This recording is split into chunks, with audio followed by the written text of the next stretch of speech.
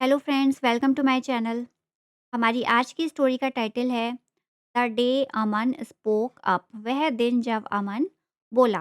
अपनी इस स्टोरी में हम काफ़ी सारी वोकेबलरीज देखेंगे, टफ वर्ड्स देखेंगे और उसके हिंदी मीनिंग को समझेंगे और ग्रामेटिकल पोर्शन को भी कवर करेंगे। तो चलिए स्टार्ट करते हैं। Aman was a regular student in his class.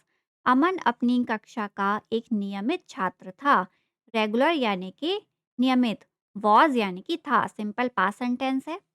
He was not weak in studies. वह पढ़ाई में कमजोर नहीं था। But he was never confident either. लेकिन वो आत्मविश्वासी भी नहीं था। कॉन्फिडेंट का हिंदी मीनिंग होता है आत्मविश्वासी। लेकिन वह आत्मविश्वासी भी नहीं था। आइदर का हिंदी मीनिंग होता है भी नहीं। आइदर का यूज मोस्टली नेगेटिव सेंटेंस में किया जाता है। For example, I don't like T and I don't like coffee. मुझे चाय नहीं पसंद है और मुझे कॉफ़ी भी पसंद नहीं है। आइदर को हम ईदर एंड आइदर दोनों तरीके से प्रोनाउंसिएट कर सकते हैं। चलिए आगे पढ़ते हैं। ही always set on the last bench. वह हमेशा बैठता था। सेट की सेकेंड फॉर्म है सेट। सिंपल पास्ट सेंटेंस में हमेशा वर्ब की सेकंड फॉर्म का यूज किया जाता है। वह हमेशा बैठता था ऑन द लास्ट बेंच यानी आखिरी वाली बेंच या फिर सीट पर। फिनिश्ड हिज वर्क क्वाइटली और शांति से अपना काम समाप्त करता था। क्वाइटली यानी कि शांति से। फिनिश की सेकंड फॉर्म है फिनिश्ड यानी समाप्त करता था। वह अपना काम शांति से समाप्त करता था। And avoided attention. अवॉइडेड का मीनिंग होता है बचना, किसी चीज से परहेज करना। अटेंशन यानी ध्यान का केंद्र बनना, ध्यान में आना। वह हमेशा लोगों की नजरों में आने से परहेज करता था। Teachers often noticed him. उसके जो अध्यापक थे वो उसे अक्सर नोटिस करते थे। ऑफन का मीनिंग होता है अक्सर। ऑफन में टी साइलेंट होता है, इसको हम ऑफ्टन ना बोलकर ऑफन बोलते हैं। नोटिस का मतलब होता है गौर किया जाना, नोटिस करना, ध्यान देना। तो अध्यापक तो जो थे वो अक्सर उसे ध्यान देते थे उस पर। But classmates hardly did. लेकिन सहपाठी शायद ही कभी ऐसा करते थे। क्लासमेट को हम हिंदी में बोलते हैं सहपाठी, साथ में पढ़ने वाला। हार्डली का हिंदी मीनिंग होता है शायद ही। हार्डली का सेंस नेगेटिव निकलता है। अब देखिए यहाँ पर डिड का यूज हुआ है जब हम वर्ब को रिपीट होने से बचाते हैं सेंटेंस को शॉर्ट करने के लिए। तो वहां पर हम सेंटेंस के हिसाब से डिड, डज या फिर डू का यूज करते हैं। अमन बिलीव दैट। अमन ये मानता था कि ओनली टॉपर्स मैटर्ड। केवल अव्वल आने वाले ही मायने रखते हैं। टॉपर्स यानी जो अव्वल आते हैं, नंबर वन आते हैं। मैटर्ड यानी कि मायने रखना, इम्पोर्टेंस रखना। अमन को ये लगता था कि केवल अव्वल आने वाले ही मायने रखते हैं। An average student like him. और उसकी तरह जो औसत छात्र हैं, एवरेज यानी कि औसत, वह मीन टू से अननोटिस्ड। वो अननोटिस्ड ही रह जाते हैं। अननोटिस का मीनिंग जिन पर ध्यान नहीं दिया जाता है। ओके, तो उसका ये सोचना था कि स्टूडेंट्स जो उसकी तरह औसत हैं वो अननोटिस्ड ही रह जाते हैं। यहाँ पर देखिए वर्ड मीन्ड का यूज हुआ है यानी लोगों के हिसाब से, लोगों की सोच के हिसाब से ऐसा होता है। ओके, इन क्लास यानी कक्षा में अमन अंडरस्टूड मोस्ट लेसन। अमन समझता था, अंडरस्टूड यानी समझता था।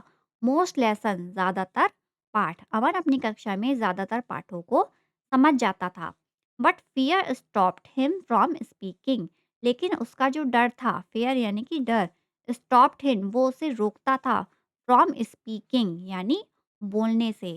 फ्रॉम देखिए यहाँ पर प्रीपोजिशन है, एट हो गया, बाय हो गया, अबाउट हो गया, फ्रॉम हो गया। ये सारी प्रीपोजिशन होती हैं और प्रीपोजिशन के बाद जो भी वर्ब आती है उसमें आईएनजी लगता है। जैसे यहाँ पर स्पीकिंग में आईएनजी का यूज किया गया है। तो अमन को डर था, अमन थोड़ा डरता था और वो डर के मारे बोल नहीं पाता था। उसका डर उसे बोलने से रोक देता था। ही वरीड अबाउट मेकिंग मिस्टेक्स। वह गलतियां करने के लिए चिंतित रहता था। वरीड का मतलब होता है चिंतित रहना या चिंता करना। And being laughed. और हंसे जाने से वो डरता था या उसके बारे में वो चिंता करता था। लाफ्ड यानी कि हंसना। अमन को ये चिंता रहती थी कि वो गलतियां करेगा और लोग उस पर हंसेंगे। स्लोली यानी धीरे धीरे this fear turned into silence. ये जो उसका डर था वो धीरे धीरे चुप्पी में बदल गया। साइलेंस यानी कि चुप्पी। टर्न्ड माने बदल जाना या फिर मुड़ जाना। उसका जो डर था वो धीरे-धीरे चुप्पी में बदल गया। Silence then became a habit. चुप्पी तब, देन यानी कि तब। बिकम की सेकंड फॉर्म है बिकेम यानी बन गई, अ हैबिट एक आदत। चुप्पी तब एक आदत बन गई। He started thinking that staying quite was safer. उसने ये सोचना शुरू कर दिया कि स्टेइंग क्वाइट यानी कि चुप रहना वाज सेफर यानी ज़्यादा सुरक्षित है देन बीइंग रॉन्ग यानी गलत होने से। बीइंग का यूज़ हम करते हैं किसी सिचुएशन में होने से, किसी हालात में होने से। ओके, स्टार्टेड थिंकिंग जब किसी भी सेंटेंस में स्टार्ट आता है या फिर बिगिन आता है, उसके बाद जो वर्ब आती है उसमें हमेशा आईएनजी का यूज़ किया जाता है। ओके, तो ही स्टार्टेड थिंकिंग उसने ये सोचना शुरू कर दिया था that staying quite was safer than being wrong कि गलत होने से ज़्यादा चुप रहना सुरक्षित है। देन कंपैरिजन के लिए यूज़ किया जाता है। वन मॉर्निंग एक सुबह the teacher announced a class discussion. जो अध्यापक थे उन्होंने घोषणा की। अनाउंस्ड माने घोषणा करना। अनाउंस की सेकंड फॉर्म है अनाउंस्ड यानी टीचर ने घोषणा की। एक क्लास डिस्कशन की यानी कक्षा चर्चा की। डिस्कशन यानी कि चर्चा। The topic was simple. विषय जो था बिल्कुल साधारण था। टॉपिक यानी कि विषय। टीचर ने जिस सब्जेक्ट पर घोषणा की कि चर्चा होगी वो विषय बिल्कुल साधारण था। But Aman heart started beating fast. लेकिन अमन का दिल जोर जोर से धड़कने लगा। He knew the answer. वह आंसर्स जानता था यानी वो उत्तर उसे मालूम थे। Yet his hand felt heavy. फिर भी, येट माने फिर भी, उसके हाथ उसे भारी महसूस होने लगे। डर के मारे उसे अपने हाथ हैवी यानी कि भारी महसूस होने लगे। As other students spoke confidently. जहाँ, एज यानी कि जहाँ, अदर स्टूडेंट्स यानी अन्य छात्र स्पोक कॉन्फिडेंटली यानी आत्मविश्वास के साथ बोले। स्पीक की सेकंड फॉर्म है स्पोक यानी बोले। अमन फेल्ट स्मॉलर। अमन खुद को छोटा महसूस कर रहा था। स्मॉलर यानी कि छोटा। दूसरे छात्र जो थे वो आत्मविश्वास के साथ बोल रहे थे, लेकिन अमन खुद को छोटा महसूस कर रहा था क्योंकि उसमें आत्मविश्वास की कमी थी। He told himself. टेल की सेकंड फॉर्म है टोल्ड। उसने अपने आप से कहा। हिमसेल्फ यानी खुद से कहा। नेक्स्ट टाइम यानी कि अगली बार। उसने अपने आप को ये कहकर तसल्ली दे दी कि वो अगली बार ट्राई करेगा आंसर देने के लिए। The teacher suddenly asked. अध्यापक ने अचानक से पूछा। सडनली यानी कि अचानक। Is there anyone from the back bench. क्या बैक बेंच से कोई है। Who wants to share. जो शेयर करना चाहता है। हु यहाँ पर एक रिलेटिव क्लॉज है जो एनीवन के लिए यूज हुआ है। जो शेयर करना चाहता है, टीचर ने ऐसा पूछा। फॉर अ मोमेंट एक पल के लिए द क्लास वॉज साइलेंट। कक्षा जो थी वो चुप थी। अमन फेल्ट नर्वस। अमन घबराया हुआ महसूस कर रहा था। नर्वस यानी कि घबराया हुआ। अमन खुद को घबराया हुआ महसूस कर रहा था। But something inside him pushed him. लेकिन उसके भीतर कुछ था। इनसाइड यानी कि भीतर, अंदर के अंदर कुछ था। पुश्ड हिम जो उसे धकेल रहा था फॉरवर्ड यानी आगे को। उसका मन, इनडायरेक्टली ये कहना चाह रहे हैं कि उसका मन उसको आगे की ओर धकेल रहा था आंसर देने के लिए। स्लोली यानी धीरे धीरे। ही रेज्ड हिज हैंड। रेज की सेकंड फॉर्म है रेज्ड। उसने अपना हाथ उठाया। His voice trembled. उसकी आवाज़ काँपी। ट्रेम्बल माने होता है कँपकँपाना। उसकी आवाज़ कँपकँपाई। व्हेन ही स्पोक जब वो बोला, मतलब वो कँपकँपा के बोला। His answer was not perfect. उसका जो उत्तर था वो परफेक्ट या फिर उत्तम या फिर बिल्कुल ठीक नहीं था। A few student smiled. कुछ छात्र मुस्कुराए। But no one laughed. लेकिन हंसा कोई भी नहीं। The teacher nodded. टीचर ने सर हिलाया। नोडेड यानी कि हिलाना।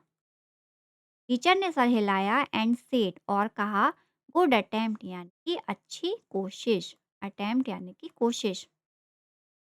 टीचर ने उसे एक तरीके से इंस्पायर किया आगे बोलने के लिए। Speaking matters more than being perfect. Teacher ने क्या कहा। स्पीकिंग मैटर्स यानी बोलना मायने रखता है। मोर देन बीइंग परफेक्ट यानी परफेक्ट होने से ज़्यादा। दैट सिंगल सेंटेंस चेंज्ड अमन। इस एक सिंगल वाक्य ने अमन को बदल दिया। ही रियलाइज दैट उसने ये महसूस किया कि मिस्टेक्स वर नॉट एनिमीज, गलतियाँ शत्रु नहीं होती थी। एनिमीज यानी कि शत्रु या फिर दुश्मन। अब अमन को ये एहसास हो गया था कि गलतियाँ दुश्मन नहीं थी, दे वर टीचर्स, वो अध्यापक थीं।